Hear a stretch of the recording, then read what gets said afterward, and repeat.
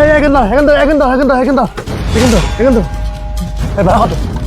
100 টাকা স্যার। 100 টাকা? এই নাও। আরে স্যার, স্যার শোনেন স্যার, স্যার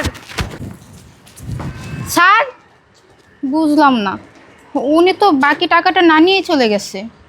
ধুর, কি করব এখন? এটা আমি কি আর করব, উনি তো চলে গেছে, এটা আমি আমার কাছে রেখে দিই।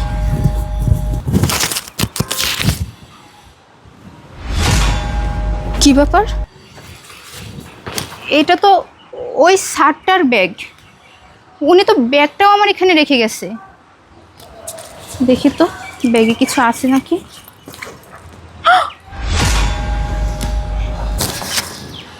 এত টাকা, এতগুলো টাকা আমি কি করি এখন? কি যে করি, কি করি। স্যারটাও তো চলে গেছে। যাক, ভালোই হয়েছে, এই টাকাগুলো আমি আমার মায়ের চিকিৎসার জন্য নিয়ে যাই। আমার মায়ের চিকিৎসা করতে পারবো, আমার মা চোখে দেখতে পারবে, এই দুনিয়ার আলো দেখতে পারবে। হ্যাঁ, আমি এই টাকাগুলো নিয়ে এখনই ডাক্তারকে দিই।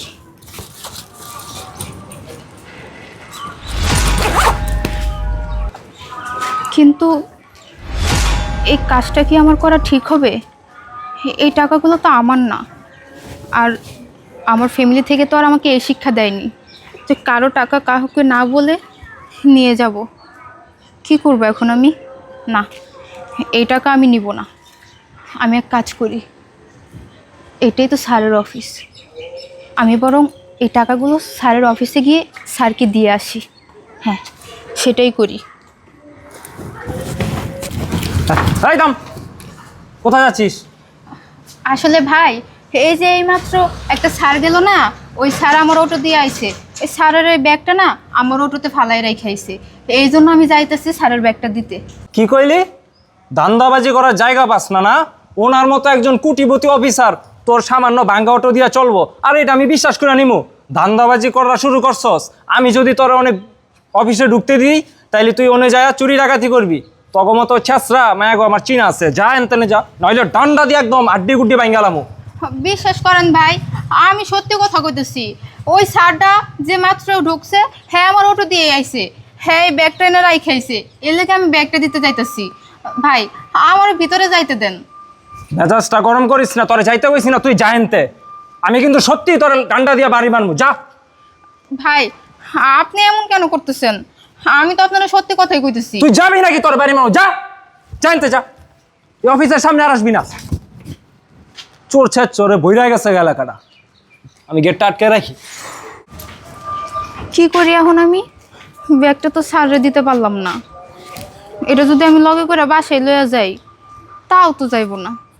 স্যারে যদি দরকারি টাকা হইয়া থাকে, ওরা তো স্যারের অনেক বড় লস হইয়া যাব।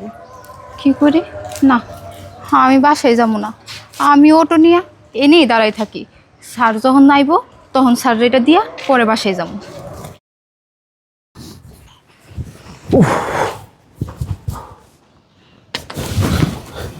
এই আমার ফাইলটা দাও তো।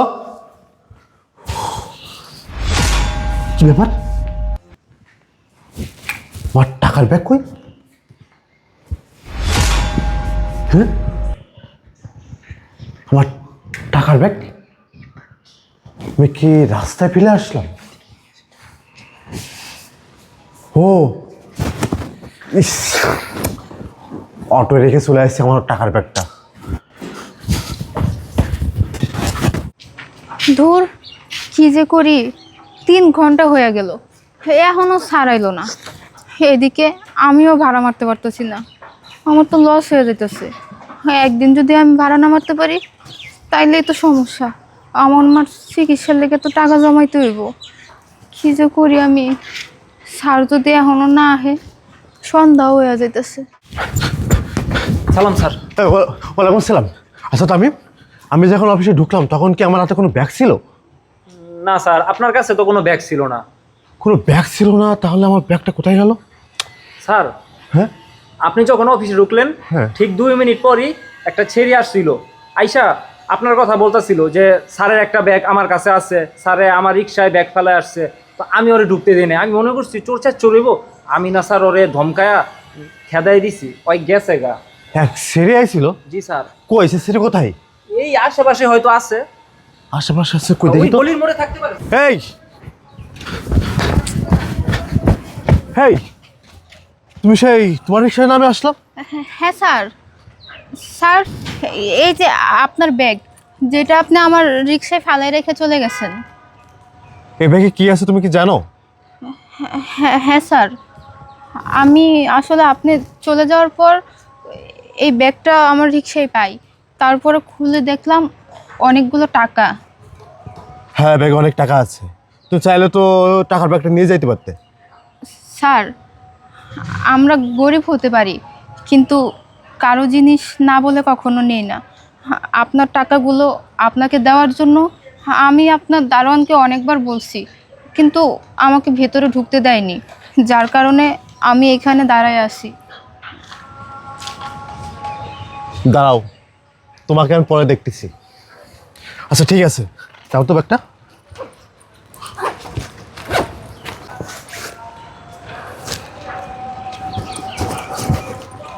হ্যাঁ, সব তো ঠিকঠাক আছে।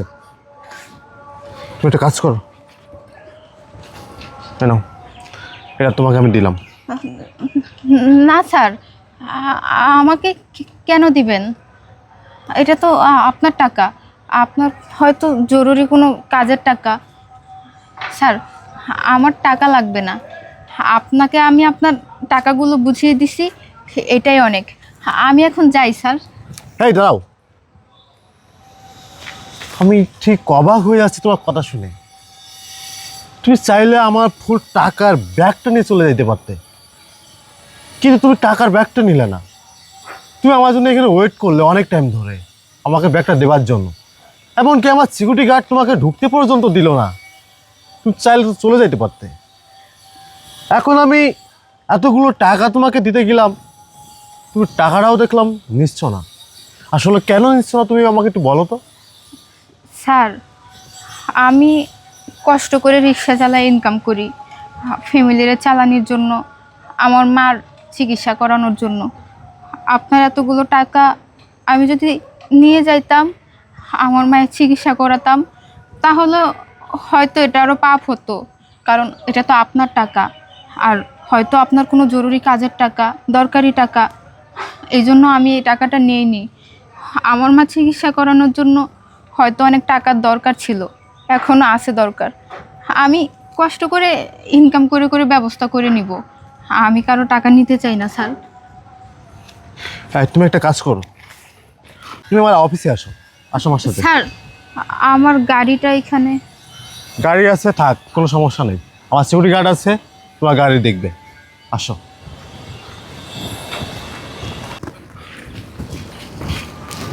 সালাম স্যার।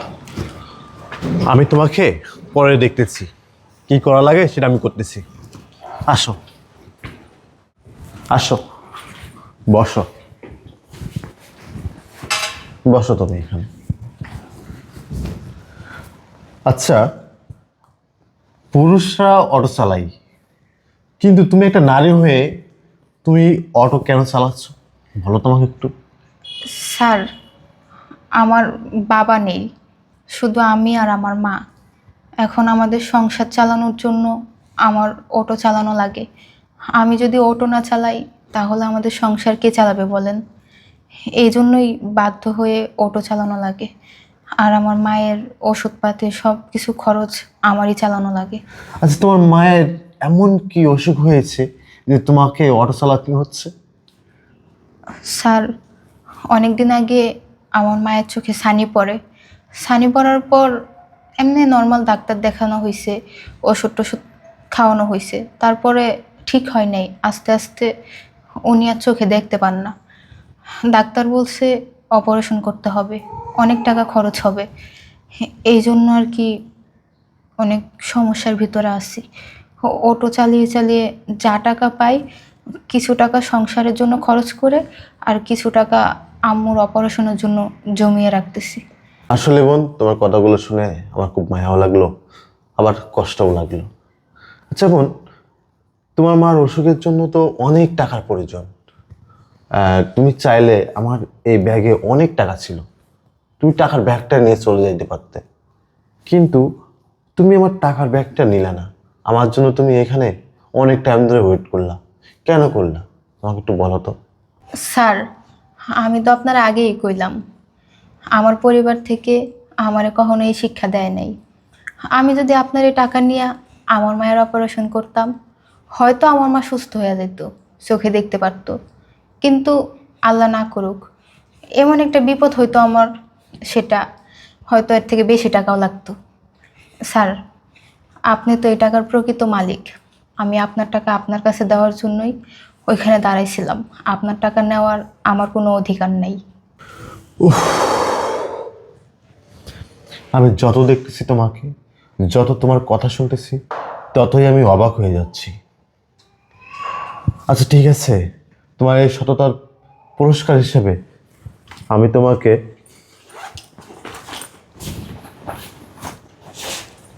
এখানে 1,00,000 টাকা আছে, টাকাটা আমি তোমাকে দিলাম। না না স্যার, আমার টাকা লাগবে না। আমার টাকার প্রতি কোনো লোভ নেই। স্যার, আপনি যদি আমার জন্য কিছু করতেই চান, আপনি আমার মায়ের চিকিৎসার জন্য একটু হেল্প করেন। স্যার, আমার এই দুনিয়াতে আমার মাই সব। আমার মা যদি বেঁচে থাকে, আমার আর কিছু লাগবে না। ও আচ্ছা, তোমার মার চিকিৎসা ব্যবস্থা আমি করতেছি, তুমি কোনো টেনশন নিও না।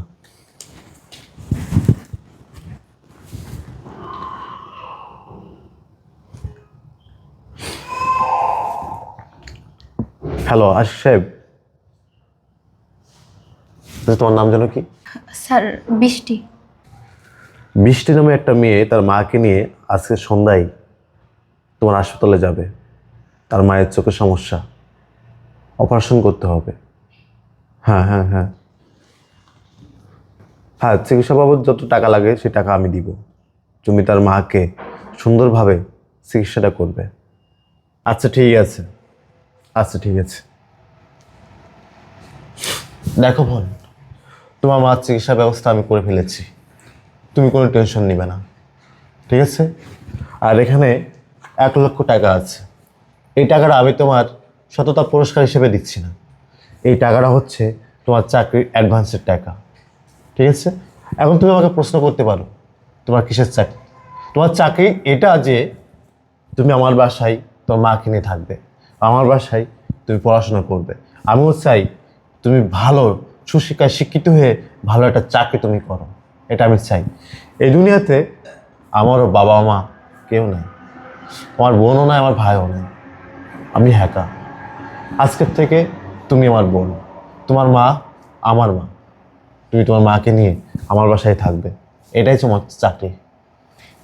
এখানে 1,00,000 টাকা আছে, এটা তোমার। স্যার, আমি বিশ্বাস করতে পারতেছি না আপনি আমাকে এতগুলো টাকা দিবেন, আমি আমার পাশে এভাবে দাঁড়াবেন। বিশ্বাস করেন স্যার, এই দুনিয়াতে আমার কেউ নেই, শুধুমাত্র আমার মা ছাড়া। আমি কখনো ভাবতেও পারিনি যে কেউ একজন এসে এভাবে আমাদের উপকার করবে।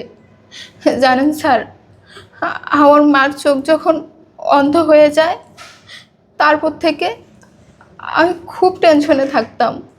আমি কি করব, কিভাবে আমার মায়ের চিকিৎসা করব, কিভাবে এত টাকা ইনকাম করব, এত টাকা আমি কোথায় পাবো। জানেন স্যার, আমি অনেকের কাছে টাকা চাইছি, কিন্তু কেউ আমাকে দেয়নি। আমি অনেক জায়গায় একটা কাজের ব্যবস্থা করতে চাইছি, কিন্তু কোথাও করতে পারিনি। আপনি যে এভাবে এসে আমার পাশে দাঁড়াবেন, আমি কখনো ভাবতে পারিনি। হয়তো এটা আমার কর্মের ফল। স্যার, আজকে যদি আমি আপনার এই টাকাগুলো নিয়ে চলে যেতাম, তাহলে হয়তো এই টাকাগুলো দিয়ে আমি আমার মায়ের চিকিৎসা করতে পারতাম। কিন্তু এমনও সময় হতো, এর চেয়ে বড় কোনো বিপদ আমাদের হতো, তখন তখন কি করতাম? দেখেন স্যার, আল্লাহ যা করেন ভালোর জন্যই করেন। স্যার, আজকে আমি আপনার এই টাকাগুলো আপনাকে ফেরত দিয়েছি বলে আপনি আমার কত বড় একটা উপকার করলেন। বিশ্বাস করেন স্যার, আমি আপনার এই ঋণ কখনো ভুলবো না। আমি আপনাকে সারা জীবন মনে রাখবো। আমি আপনার এই ঋণ কখনো শোধ করতে পারবো না। ঠিক আছে বোন, তুমি কান্না করো না। আর তুমি তোমার মাকে নিয়ে আজকে সন্ধ্যায় হাসপাতালে যাও। যা বলার আমি তো বলেই দিয়েছি। আচ্ছা স্যার,